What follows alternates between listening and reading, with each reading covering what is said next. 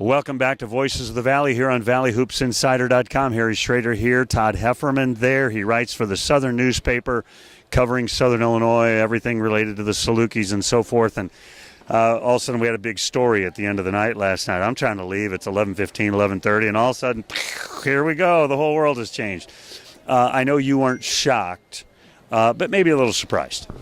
I was a little surprised how it went down. I mean, I kind of expected there was going to be a move in some way. Either he was going to resign, which I did not think was going to happen, or they were just going to issue a statement the next morning, or maybe it was going to linger for a couple days, and maybe they were going to fight about it. But so he announced he's stepping down.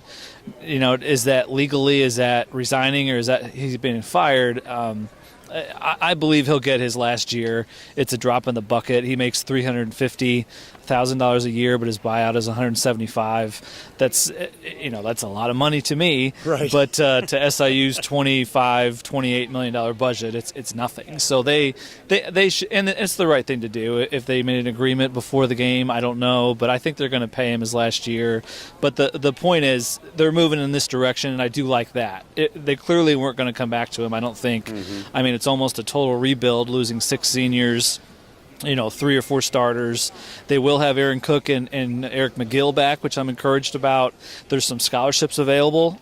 So this new person will have a great opportunity, I think. It's always interesting when a coach leaves, though. Do guys stick around? You had some fairly highly rated guys that were sitting out this year. Do they stick around? Do the Bean guys stick around? I mean, there's a lot of questions. Yeah, there are a lot of questions, Harry. And I doubt the Beans would stick around if Anthony's not kept on staff, whoever the new coach is. So that would be Darius, Anthony Bean Sr., the coach, and possibly Jimmy Bean, who is a guy that went to school didn't academically qualify, went to school to pay his own way, has made it the first semester. I believe is doing well, and he's a good player. Has he made good enough friends with Cook and McGill to stay? And if he leaves, that's another scholarship. Then you have 3. That'll be one of the questions in the offseason. Wins and losses, not making to the NCAA tournament, those are the big issues, of course, that have plagued Barry and any coach that's ended up with the short haircut, so to speak. Let's talk about him as a guy, though, for a minute. People just seem to just love Barry. He's good in the community and all that. Talk about him in that regard.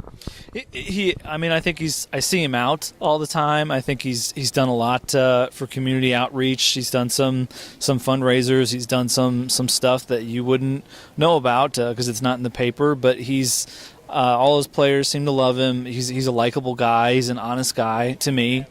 So I'll miss that part of him.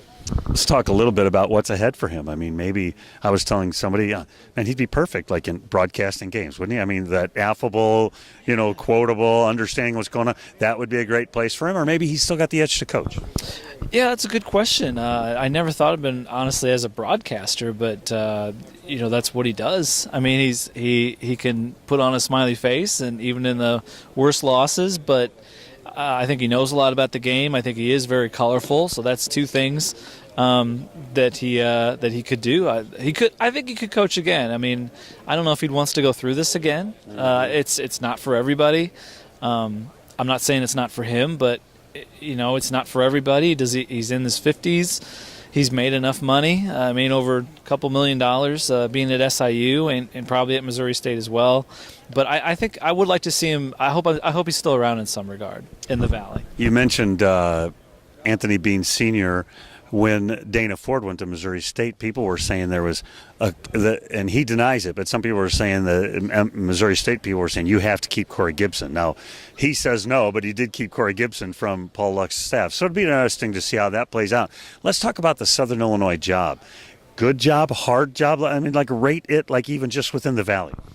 Well, I think it's a good job. I think it's probably 3rd or 4th. I mean, to me, it's the pay was in the bottom 3rd, but it was competitive. $350 probably they maybe go up to $400,000 the way Jerry's raising money, and it's got a great facility.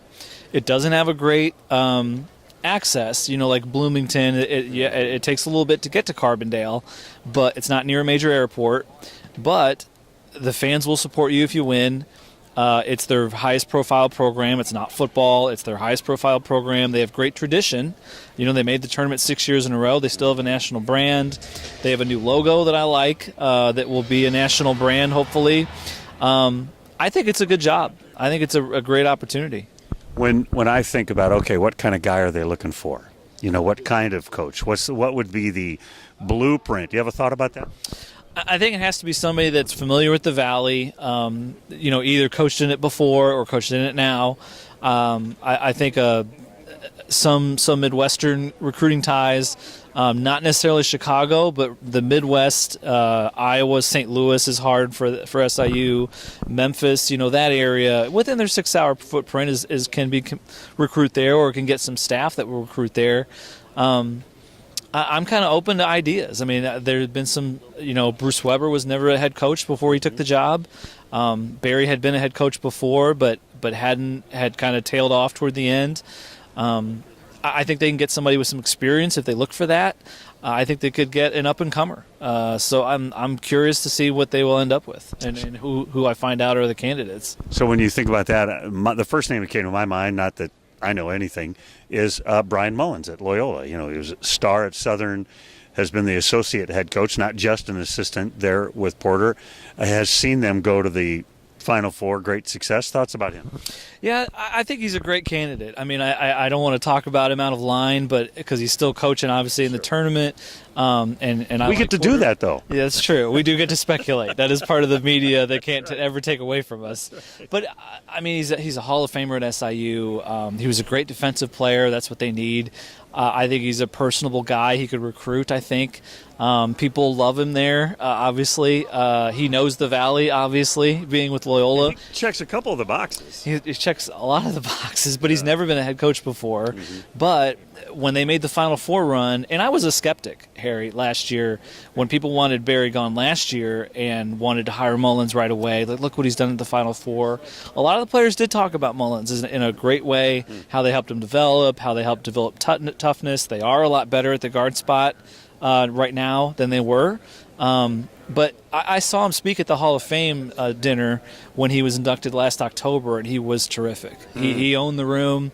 He's very confident. He's always been a great interview. He knows the game. If he's ready, I think this is the time is right to pursue him at least and see if he's interested. So there you have it. Todd Hefferman says Brian Mullins will be the next Southern Illinois coach. No, he didn't really. First. If it happens, we'll claim it. Yeah, we'll claim it that we had the great idea. Thanks for your time being with us today. Thank you. I appreciate it. It's Todd Hefferman. You're watching Voices of the Valley here on ValleyHoopsInsider.com.